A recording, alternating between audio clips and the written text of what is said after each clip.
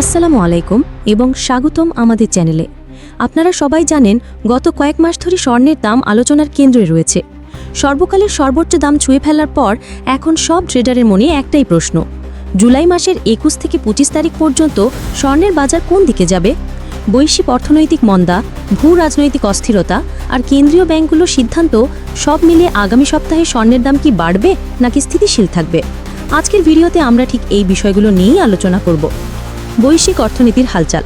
প্রথমেই আসা যাক বৈশ্বিক অর্থনীতির কথায়। আমাদের সামনে যে চিত্রটা আছে তা খুব একটা আশাব্যঞ্জক নয়। বিশ্বব্যাংক এবং মর্গান স্ট্যানলির পূর্বাভাস অনুযায়ী 2025 সালে বৈশ্বিক প্রবৃদ্ধি 2.3 থেকে 2.9% মধ্যে থাকতে পারে, যা গত বছরের তুলনায় বেশ কম।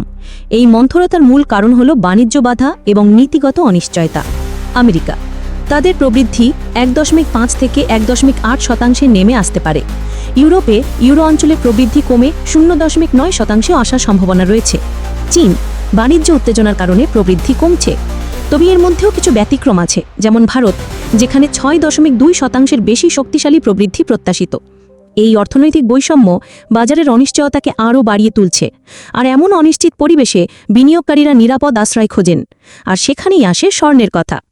কেন্দ্রীয় ব্যাংক ও মুদ্রানীতি প্রভাব। স্বর্ণের দামের উপর সবচেয়ে বড় প্রভাব ফেলে কেন্দ্রীয় ব্যাংকগুলোর মুদ্রানীতি।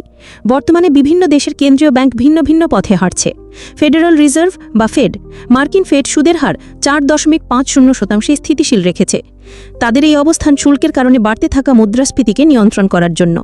অন্যদিকে ইউরোপীয় সেন্ট্রাল ব্যাংক বা ইসিবি 25 বেসিস পয়েন্ট হার কমিয়ে 2.00% করেছে, কারণ ইউরোপে মুদ্রাস্ফীতি কমছে। ব্যাংক অব জাপানের কেন্দ্রীয় ব্যাংক সতর্কতামূলকভাবে কঠোর নীতি গ্রহণ করছে। এই ভিন্ন ভিন্ন মুদ্রানীতির কারণে প্রকৃত সুদের হারের উপর বিভিন্ন প্রভাব পড়ছে। আমরা জানি, স্বর্ণের দাম প্রকৃত সুদের হারের সাথে নেতিবাচকভাবে সম্পর্কিত।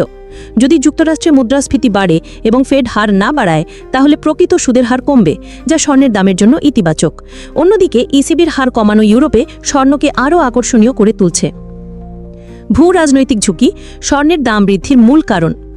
অর্থনীতির পাশাপাশি ভূ রাজনৈতিক পরিস্থিতিও স্বর্ণের দামের জন্য গুরুত্বপূর্ণ। বর্তমানে বিশ্ব রাজনৈতিকভাবে বেশ বিভক্ত।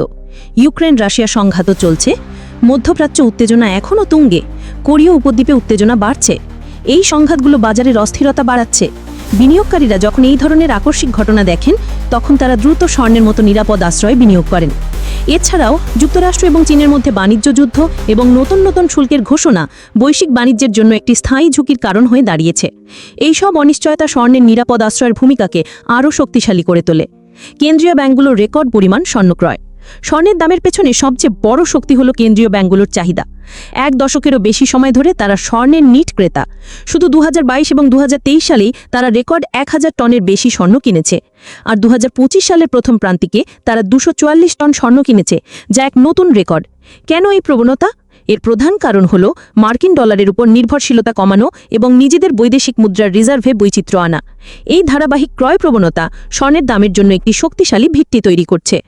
প্রযুক্তিগত বিশ্লেষণ, একত্রীকরণের পর্যায়। এখন আসা যাক প্রযুক্তিগত বিশ্লেষণে। স্বর্ণ বর্তমানে তার সর্বকালের সর্বোচ্চ দাম থেকে কিছুটা নিচে লেনদেন হচ্ছে। এটি এপ্রিল মাস থেকে একটি বুলিশ একত্রীকরণ পর্যায়ে আছে। এর মানে বাজার এখন তার সাম্প্রতিক লাভগুলোকে হজম করছে। টেকনিক্যাল অ্যানালিসিস অনুযায়ী স্বর্ণের জন্য মূল সাপোর্ট লেভেল হল 3150 থেকে 3170। যতক্ষণ এই সাপোর্ট লেভেলগুলো ধরে রাখা যাবে, ততক্ষণ স্বর্ণের দামের জন্য বুলিশ প্রবণতা অক্ষুণ্ণ থাকবে। জুলাই 21 থেকে 25, 2025 পূর্বাভাস।